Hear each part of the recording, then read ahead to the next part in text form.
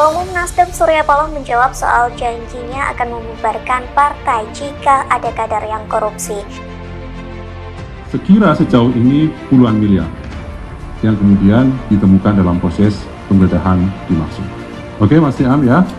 Kemudian tadi Mas Hedi terkait pertanyaan apa tadi Mas? Senpi. Oke. Kami ingin menjelaskan begini saja, karena dalam proses penggeledahan tentu yang kemudian kami ambil dan kemudian kami analisis adalah yang berkaitan dengan perkara. Adapun tadi Mas Hedi bertanya apakah betul ada senpi, kami ingin menjelaskan bahwa kami sudah berkoordinasi dengan pihak kepolisian daerah DKI Jakarta tentunya terkait temuan yang ada dalam proses penggeledahan dimaksud. Itu saja ya Mas Hedi, karena sekali lagi apa yang kemudian berikutnya kami lakukan analisis adalah yang berkaitan langsung dengan perkara yang sedang kami tangani. Oke?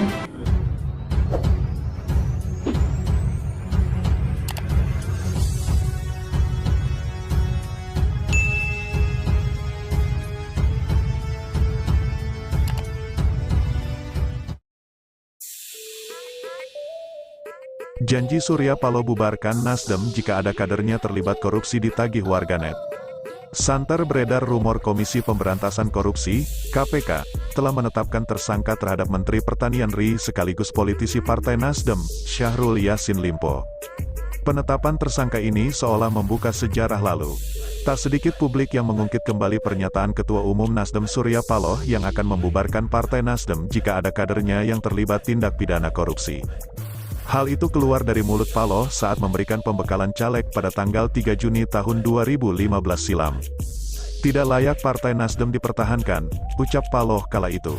Setelah Sekretaris Jenderal Partai Nasdem, Johnny G. Plate yang juga menjabat Menkominfo Kabinet Indonesia Maju tahun 2019 sampai tahun 2024, berstatus tersangka dan resmi ditahan Kejaksaan Agung dalam kasus penyediaan infrastruktur Base Transceiver Station, BTS, kini mentan Syahrul Yassin Limpo dikabarkan terjerat kasus serupa.